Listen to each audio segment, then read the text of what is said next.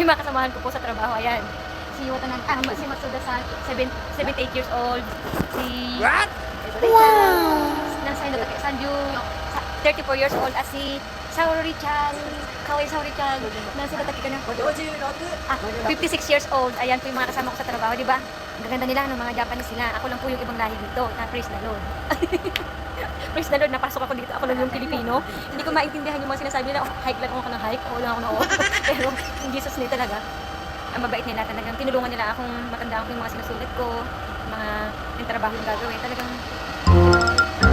Tagalog desu.